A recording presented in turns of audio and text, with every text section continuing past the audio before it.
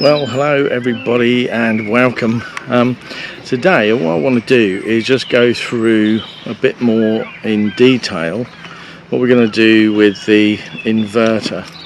Now what I want to do is just show you how the batteries are all set up right now. So around the driver's side of the van we've got this sort of locker down here, and that's where the batteries are.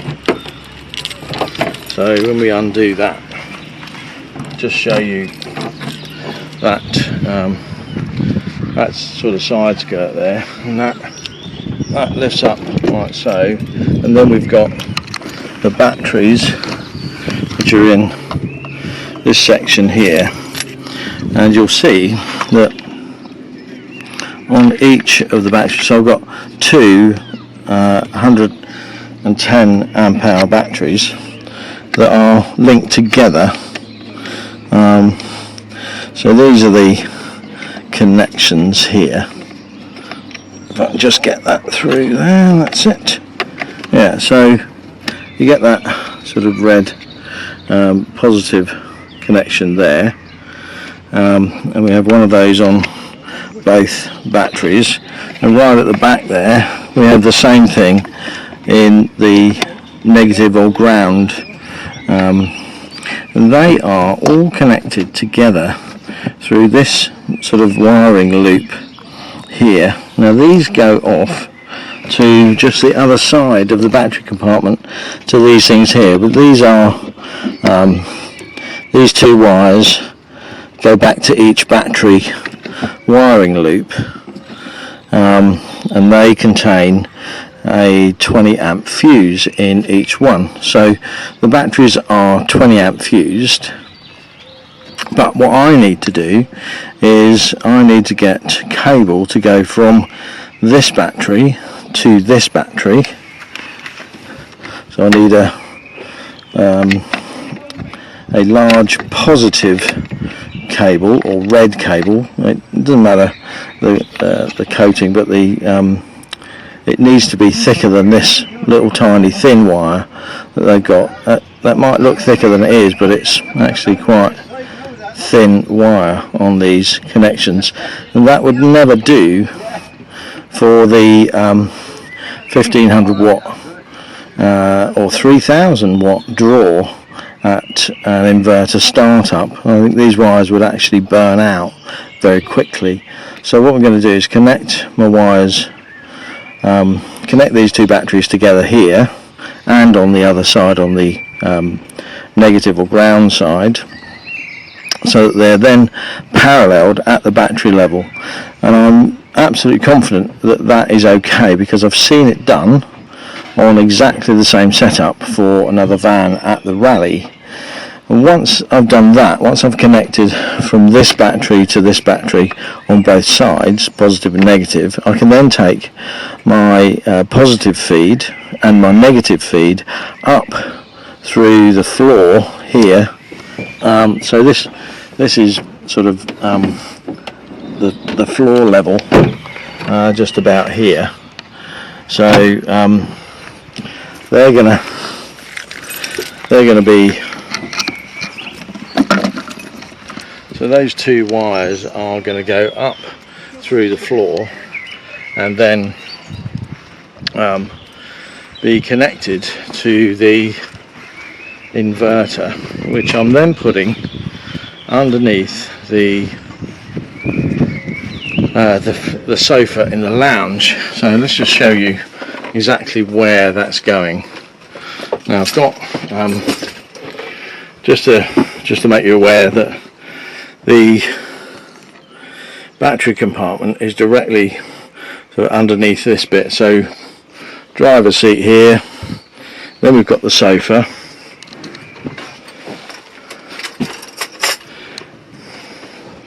I'm just going to take the things off and show you exactly how that's going to work. So we've got cushion on the sofa, and there, these do actually turn into these turn into single beds actually down here, but you'll see we've got all this bit pulls out and this all lifts up.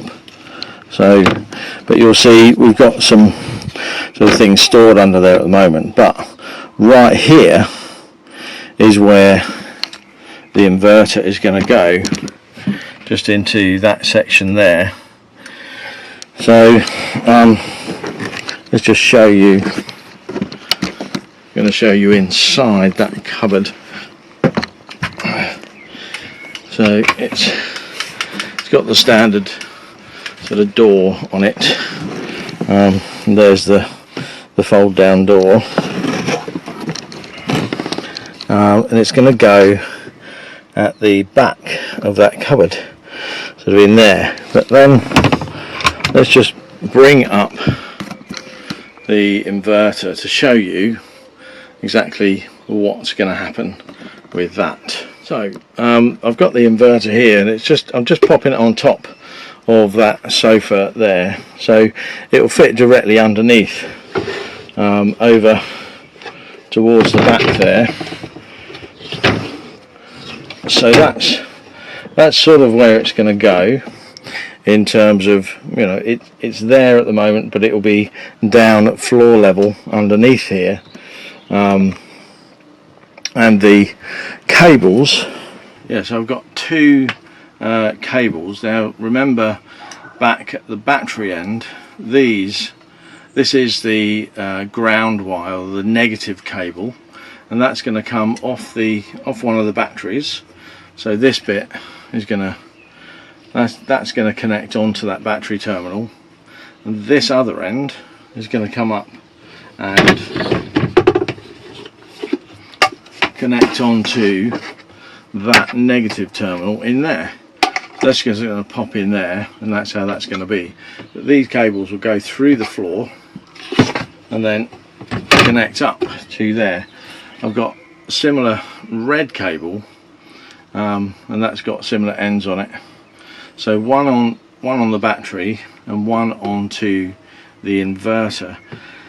However, I mean, you'll see that that's about 2 foot, 3 foot long, but I'm going to have to split this at some point.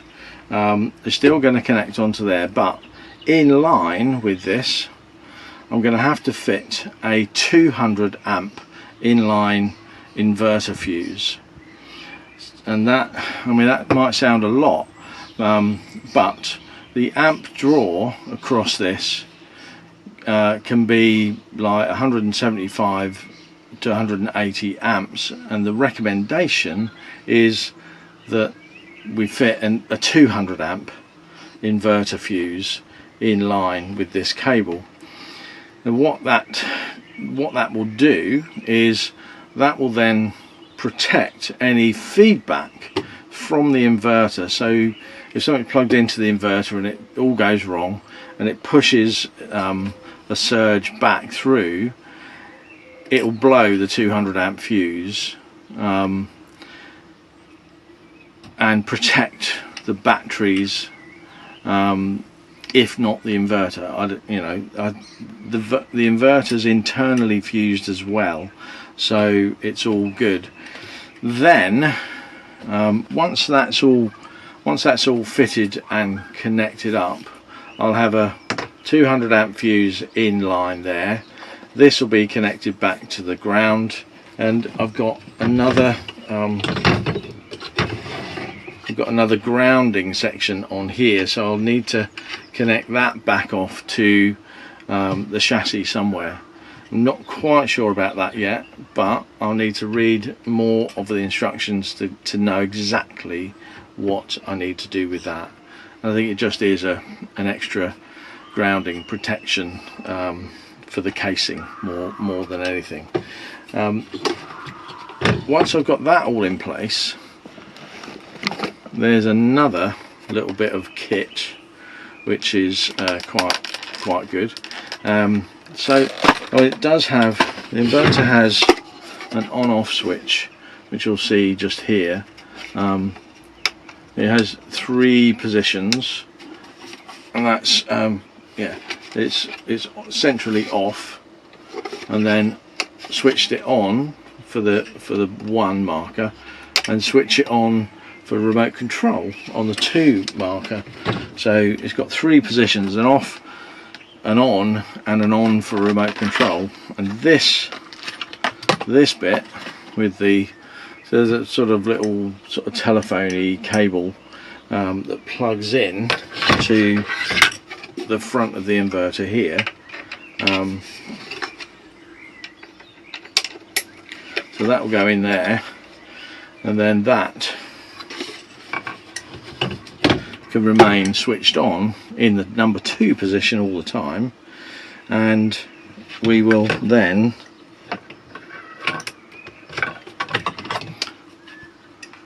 be able to mount this remote control switch up here maybe, so that I can then simply just tap the button here. So I'll sort of velcro that onto the side here, somewhere, or down behind the cushion, or, you know, somewhere convenient, easy, but not intrusive. So that's that going to happen.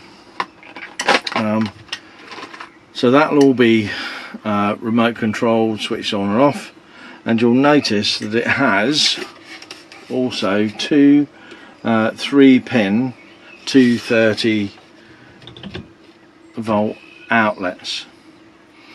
What I'm going to do with that is I'm going to run an extension lead. So I'm going to plug in sort of standard internal wiring sort of extension lead type cable. I'm going to plug that into there, and then I'm going to somehow take the wire from that area up, maybe run it behind this board, so that I can, you know, simply come out of this area here with that extension lead, come up here along the back of this board, right the way over to here, and then up into the bottom of the cupboard there, and through over to there where the microwave is plugged in.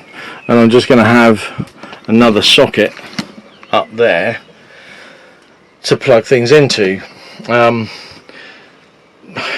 I do want to take another extension lead from there and put it right the way across the van, so that when we're outside, what I want to do is have, we've got already a socket in here, and I'm thinking what I'll do is I'll run a socket out to here. I've seen another good idea from the guy in the van across that way, and that's actually the motorhome that has the inverter all set up exactly that way that I've done, that I'm looking at doing. And what he's done is, on this cupboard here, he's put some chains, screwed it on there, and connected it back up to here, so that when this comes down, it only comes down to there. Quite a good thing, I think. And then you can use this as a little bit of a table to put things on. Nothing too heavy, obviously, but what a great idea. So that's the basics of the inverter. And while I'm doing all that electrical work, which seems pretty simple, I'm going to do that myself. I'm not going to pay out for somebody to do that. I know I said I was going to pay out for somebody to do that, but it all seems just too simple now. Now I've seen it in practice, and I know that none of the paralleling of the batteries at the battery level will interfere with the EC500 power control unit. I'm happier that we can do that and get it right. The only thing is, so I've got to buy a 200 amp fuse and a fuse holder. We've got to buy a cable for the earth to parallel, and a cable for the positive to parallel at the batteries, so sort of a foot of cable for each of those, and another positive cable to go between the battery, or the battery lead up, and the inverter. So one will come out of the inverter to the fuse, one will come out of the battery to the fuse. And I've already got one cable, so I need another 2 positives and another one negative another 1 negative cable, and then that'll be it. So that's the plan. I hope that that's all made sense, and if you think that I've missed anything, give me a comment in the section below. Tell me what you think I'm missing. Tell me how you think I should do it, or whatever. I know some of you out there have got a lot of extra knowledge that maybe I don't have, but I'm willing to listen. I'm willing to sort of take ideas on board, but that's where we're thinking of going. So hopefully you will agree that that's all going to be a good idea. You never know. We'll see how it goes, but surely when I do actually do it, I'll be filming the whole thing, so you'll see it, warts and all.